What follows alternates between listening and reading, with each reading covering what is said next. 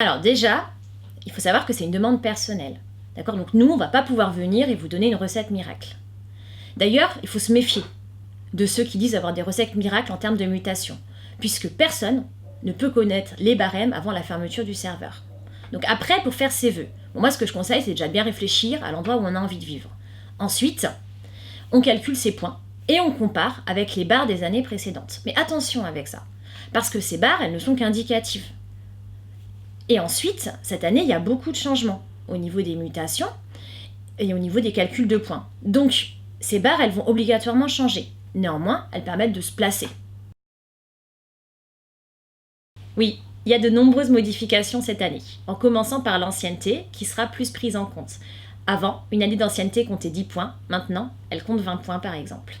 Il y a aussi des changements au niveau de la bonification d'éducation prioritaire. Cette bonification, quand on travaillait en RE+, avant, on gagnait 320 points au bout de 4 ans d'ancienneté sur le poste. Maintenant, ça va passer à 400.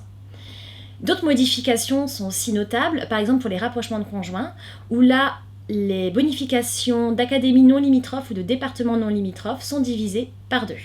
Les grands perdants de ces modifications, ce sont les stagiaires, qui voient leur bonification d'entrée dans le métier passer de 50 points à 10 points. Pour une mutation réussie, j'ai un seul conseil, c'est de vous faire aider par un commissaire paritaire ou par un syndicat. De cette manière, vous éviterez les petites erreurs et vous optimiserez votre affectation. Pour se faire suivre par la suite d'éducation, c'est très simple. Soit vous rentrez en contact avec votre syndicat départemental ou académique qui vous mettra en contact avec les commissaires paritaires ou les personnes qui s'occupent des mutations dans le syndicat.